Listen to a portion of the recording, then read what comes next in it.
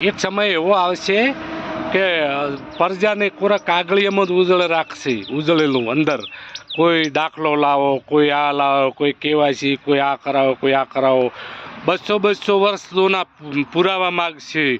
આવી રીતે પ્રજાને એની અંદર લપટેલા જ રાખશે. એટલે પ્રજા એને એવું જ વિચારે કે ઓહો કેટલો બધો વિકાસ છે. કોરા આ આવ્યા તરના કાગળમાં ઉડ કરો છો. અમુક તો બચારા મરી જાય છે ઉડતા ઉડતા, પણ કે કેટલો સરકારે વિકાસ કર્યો હતો એમ કહે છે. પછી બીજો વિકાસ એવો કરવાનો કે નામ બદલી દેવાનું, છોકરાનું નામ બદલી દેવાનું, આનું નામ બદલી દેવાનું. એટલે છોકરાનું નામ બદલે એટલે એવું જ લાગે કે આનો વિકાસ થઈ ગયો. ભલે ઓઢો ફરે, કુંવારો ફરે, પણ એને એવું જ લાગે કે આ વિકાસ થઈ ગયો. એનો બીજું કોઈ ખાવા પીવાની કોઈ ચિંતા ન કરવાની. પછી બધાને પૂછ્યું કે હવે આ તો મારા બધું આ સવાલો પૂછવાનું છે. અમુક પૂછે છે નોકરિયાતો માણસો જે હાલમાં છે એ પાછળ સરકાર આવે તો સવાલો પૂછવાના ને. એટલે પછી એને કીધું કે આ સવાલો પૂછવા બંધ કરાવો હોય તો મને આપણે શું કરવું પડે. તો બધાને કીધું કે એના માટે આ છે ને સંપત્તિઓ જે છે ને સરકારી સંપત્તિઓમાં જે આ નોકરીમાં આવેલા છે એમને આપણે વેચી મારો એટલે કોઈ બી કંપનીને હવાલે કરી દો, એના આપણને પૈસા મળશે. અને પ્રજાને એવું દેખાય છે કે વિકાસ કર્યો એવું દેખાય છે.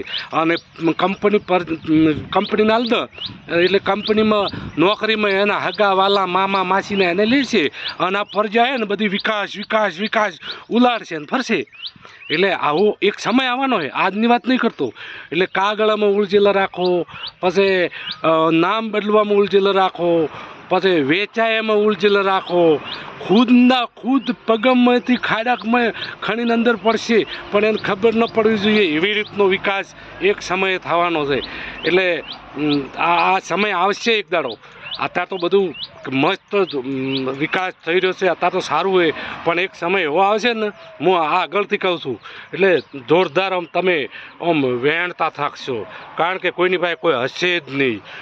કંપની રાજ કરતી છે, કારણ કે પૈસાથી વેચી મારેલી કંપનીઓ અને કંપનીઓને હવાલે દેશ છે. એટલે કંપની કે એમ પ્રજાને કરવું પડશે. પ્રજા ગુલામ જ હશે, એને નોકરી મળી જશે ગુલામીની. એટલે બસ આ કરતું રહેવાનું. એટલે આ સમય હવે જે આવવાનો છે, આજ નહીં, હાલ તો બધું સોના જેવું ચાલે છે, પણ આગેવાળો હજી અમુક સમય લાગશે. એટલે આ સમય આવવાનો છે. તો આ વિડીયો એના માટે કીધું, મને યાદ આવ્યો તો સપનામાં આવ્યું હતું એટલે બનાવી દઉં. એટલે આવો વિકાસ થવાનો છે. એટલે જોરદાર થવાનો છે. બધું નામ બદલવાના, કંપનીઓ વેચવાની, આ બધું કરવાનું. આવી રીતે અલગ બધું ખોતરીને કાઢવાનું. અને પ્રજાને ખાલી અવાજ પડાવવાની, અવાજ તમારો વિકાસ થઈ જાય, તમારો આમ થઈ જાય. મારે એમ થતું હતું, એક માણસ હતો મને કે હું તને આમ લાવી દીધું, નામ દઈ દીધું. તો હું કામ કરતો ને એ મારા જેડા ઉપર આવીને બેઠો મને એવું દેખાડતો ને કે હું તને કરોડપતિ બનાવી નાખ્યું, હું તને આમ કરી નાખ્યું.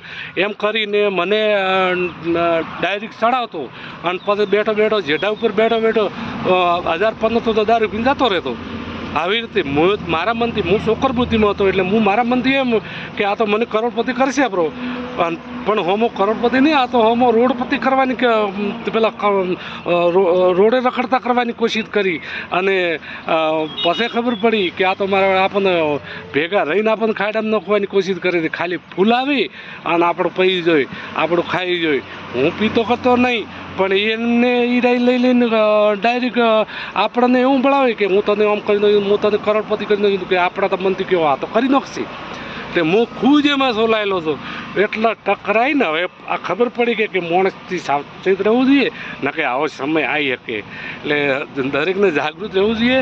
હાથે મથ્યા સિવાય કોઈ દાડો વિકાસ થવાનો નથી. અને જાગૃત રહ્યા સિવાય કોઈ દાડો આપણો છોકરાનો વિકાસ થવાનો નથી. અને શિક્ષણ વગર કોઈ દાડો આગળ આવવાના નથી. એટલે ધ્યાન રાખો, ખૂબ શિક્ષણ લો ને આ દેશ આગળ કઈ રીતે આવે એના માટે કોઈનું ભગત ન બનવું જોઈએ. જય ભીમ, નમો બુદ્ધાય.